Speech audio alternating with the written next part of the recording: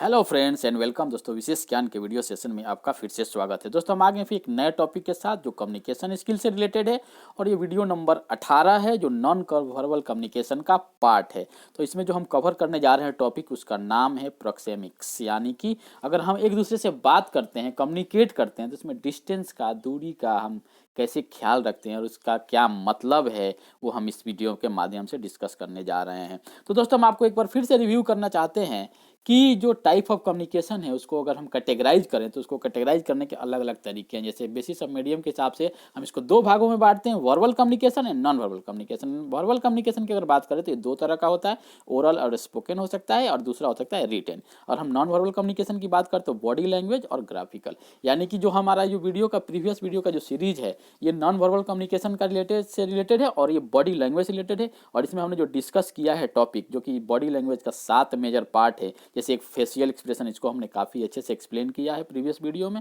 जिसको आप देख सकते हैं। उसके बाद हमने काइनेसिक्स के बारे में बताया, यानी कि बॉडी मूवमेंट, गेस्चर, पोस्चर के बारे में बताया, उसका क्या इंपॉर्टेंस है और उसको कैसे यूज करना है कम्युनिकेशन में। उसके बाद ओकुलेसिक्स के बारे में, यानी कि आई गेज, आई कॉन्टेक्ट क्या है, इसको कैसे मेंटेन करना है और आई कॉन्टेक्ट का मतलब क्या होता है, हम क्या चीज़ों पर ध्यान रखना चाहिए, किन किन चीज़ों पर डिपेंड करता है, इसको भी हमने एक्सप्लेन किया है। और आज का जो टॉपिक है वो है प्रोक्सेमिक्स, यानी कि हम एक दूसरे से जो कम्युनिकेट करते हैं तो आपस की जो दूरियां हैं, डिस्टेंस है, उसको हम कैसे मेंटेन करना है और उसका क्या मतलब है। और अगर हम किसी भी अनुभवी यानी किसी भी व्यक्ति से हम कम्युनिकेट करते हैं तो उसमें क्या डिस्टेंस होना चाहिए और कैसे होता है। अगर कोई अनजान व्यक्ति से बात करे, कोई अपने करीबी से बात करे तो उसमें हमें डिस्टेंस का कैसे ध्यान रखना है, इस वीडियो में हम डिस्कस करने जा रहे हैं। तो पहला जो हमारा जो टॉपिक है यानी कि प्रोक्सेमिक्स, प्रोक्सेमिक्स का मतलब क्या होता है। प्रोक्सेमिक्स का मतलब होता है जो कि अगर हम किसी आपस के डिस्टेंस को, जो हमारा सेंडर है और हमारा रिसीवर है, उसके आपस का डिस्टेंस क्या है, क्या होना चाहिए,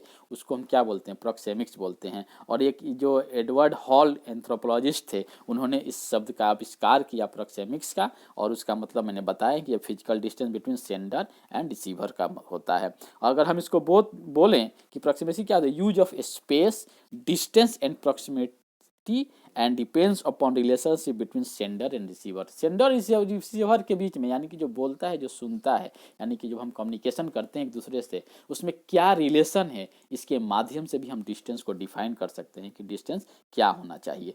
उसके बाद अगर हम बात करें ये प्रोक्सेमिक्स यानी कि use of space, distance, proximity का, तो इसके कुछ पॉइंट्स है। ये क्या होता है, the distance conveys a non verbal message. हम एक दूसरे से जो बात करते हैं और हम आपस का जो डिस्टेंस होता है वो क्या करता है, एक नॉन वर्बल मैसेज को एक्सप्लेन करता है। इसके बाद the way we use space to communicate, the richer the more important the greater the space, यानी कि हर आदमी का जो जो एक स्टेटस है उससे भी पता चलता है कि अगर हम किससे बात कर रहे हैं उसके लिए क्या स्पेस होना चाहिए। उसके बाद अगर हम बात करें नेक्स्ट पॉइंट का, तो नेक्स्ट पॉइंट बोलते हैं इंपॉर्टेंट डिग्री ऑफ फॉर्मेलिटी। जब जैसे हम बात करते हैं कि जैसे देखा होगा आपने कि जब हम कोई फंक्शन में, मीटिंग में या कोई भाषण वगैरह होता है जहाँ पे कोई बड़े लोग यानी कि सेलिब्रिटी लोग आते हैं तो उनके जो बीच का एक बाउंड्री होता है उसके अंदर किसी को नहीं जाने दिया जाता है। तो दोस्तों इसका मतलब क्या है कि हर आदमी का जो स्टेटस है उसके हिसाब से भी एक डिस्टेंस को मेंटेन किया जाता है। एक बहुत ही नॉन वर्बल कम्युनिकेशन का पार्ट है।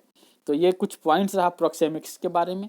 उसके बाद अगर हम बात करें कि जब मान लीजिए कभी कभी क्या होता है कि when physical space is not available we create psychological space, यानी कि जब फिजिकल स्पेस नहीं अवेलेबल रहता है तो हम साइकोलॉजिकल स्पेस क्रिएट करते हैं। जैसे मान लीजिए कि आप लिफ्ट में जा रहे हैं और आप कोई, अब लिफ्ट छोटा सा है, स्पेस कम है और कोई उसमें अनजान व्यक्ति आपके साथ आ जाता है तो आप कैसे करेंगे, अपने बॉडी को थोड़ा सा आप ये एक अपनी तरफ कर लेंगे, उसको फैलाकर नहीं रखेंगे। इससे क्या मतलब पता है कि ये है कि वो आप जो आदमी है वो अनजाना है, उससे आप करीबी नहीं है, उससे जान पहचान नहीं है, इसलिए आप एक साइकोलॉजिकल स्पेस बना लेते हैं। तो ये सब कुछ पॉइंट्स है प्रोक्सेमिक्स के बारे में।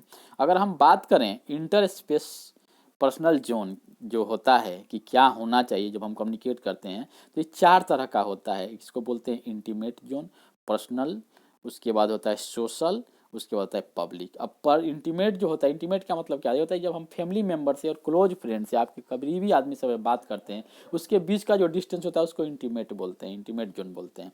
पर्सनल जोन क्या होता है, पर्सनल जोन होता है जब फ्रेंड से, कलीग से, पीयर्स ग्रुप से बात करते हैं, कम्युनिकेट करते हैं, उसको पर्सनल बोलते हैं। सोशल स्ट्रेंजर ओकेजनल विजिटर्स के लिए जो होता है, उसका क्या होता है, स्ट्रेंजर के लिए ओकेजनल विजिटर्स कोई है उसके लिए अगर हम जो डिस्टेंस मेंटेन करते हैं उसको सोशल जोन बोलते हैं। और पब्लिक जोन क्या आपको पता ही है, पब्लिक के स्पीकर लीडर जब बात करते हैं उसके बीच में जो डिस्टेंस होता है जो मेंटेन किया जाता है कम्युनिकेशन के दौरान, उसको हम बोलते हैं पब्लिक जोन। तो ये 4 प्रकार के जोन हैं जिनका अलग अलग डिस्टेंस के माध्यम से डिफाइन किया गया है। अगर हम इंटीमेट की बात करें तो 6 से 18 इंच की होती है, यानी कि आधा फीट से लेकर 1.5 फीट का डिस्टेंस मेंटेन किया जाता है। उसके बाद जब पर्सनल जोन की हम बात करें तो 1.5 फीट से, अगर क्लोज की बात करें तो 1.5 से 2.5 फीट, और 2.5 फीट से 4 फीट, यानी कि 1.5 फीट से लेकर 4 फीट का जो डिस्टेंस होता है पर्सनल जोन होता है। सोशल जोन का उसी तरह से 4 से 12 फीट का डिस्टेंस होना चाहिए। पब्लिक के लिए क्या होता है, 12 से 25 फीट के लिए होना चाहिए। 25 की फीट के बाद जो भी, और 25 से भी ये क्लोज पॉइंट हो गया, फार पॉइंट क्या हो गया, 25 फीट से दूर हो गया। तो ये हमारा चार जो है इसको हम और अच्छे से समझ सकते हैं। जैसे मान लीजिए कि इसको डायग्राम के हिसाब से, जैसे इंटीमेट स्पेस क्या होता है, 1.5 फीट के अंदर होना चाहिए। उसके बाद अगर हम पर्सनल स्पेस की बात करें या पर्सनल जोन की बात करें, उसका क्या होता है, 4 फीट से 1.5 फीट से लेकर 4 फीट के बीच में सेंडर और रिसीवर के बीच में डिस्टेंस होना चाहिए। उसी तरह से अगर हम सोशल स्पेस की बात करें तो 4 फीट से 12 फीट के बीच में डिस्टेंस होना चाहिए। और फाइनल होता है पब्लिक स्पेस, क्या होता है, 12 फीट से 25 फीट, और जिसको नियर क्लोज जोन बोलते हैं, और उसका फार जो हो जाएगा 25 फीट से बियॉन्ड होगा।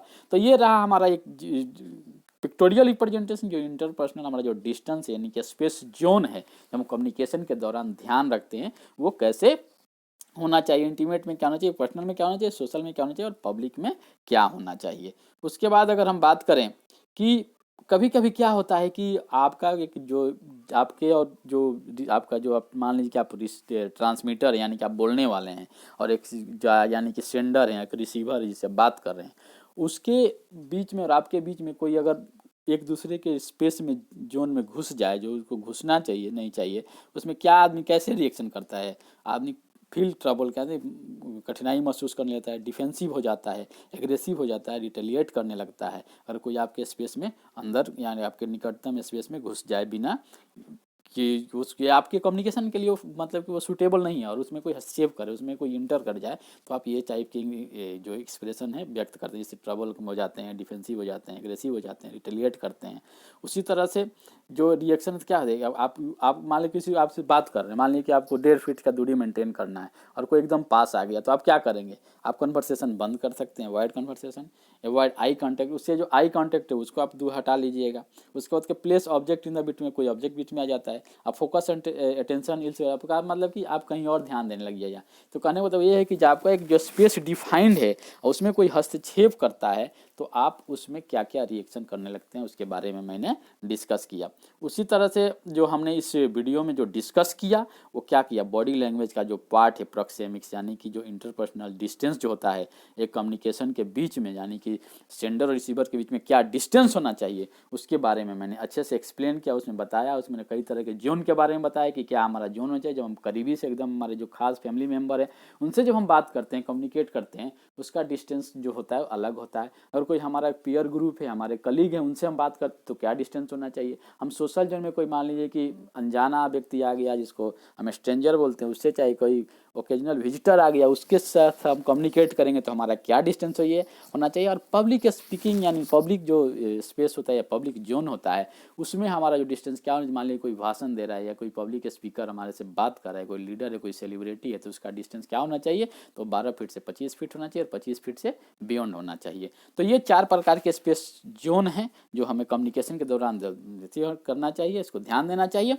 अब कहने का बात यह है कि जो बॉडी लैंग्वेज का पार्ट है जिसको मैंने एक एक करके एक्सप्लेन किया, जैसे फेशियल एक्सप्रेशन का क्या इंपॉर्टेंस है, ये हमारे बॉडी लैंग्वेज में कैसे काम करता है, उसको मैंने वीडियो बनाया है, उसको आप एक बार देख लीजिए। इस तरह से कई कम्युनिकेशन स्किल का जो सीरीज में वीडियो है 18वां नंबर वीडियो है। इसके पहले की वीडियो का आप नहीं देखें तो उसको देखिए, और देखने से फ़ायदा तभी उठा पाइएगा जब इसको आप प्रैक्टिकल लाइफ में यानी कम्युनिकेशन में इसको यूज कीजिएगा, अप्लाई कीजिएगा, तभी आप अपने कम्युनिकेशन स्किल को इम्प्रूव कर सकते हैं। तो दोस्तों मिलते हैं हम आपसे फिर नए टॉपिक के साथ जो कम्युनिकेशन स्किल्स होगा। वीडियो नंबर 19 हो गया, तब तक आप इसको रिवाइज कीजिए, अपने लाइफ में अप्लाई कीजिए और खुश रहिए, अपने गोल के प्रति अग्रसर होकर काम कीजिए।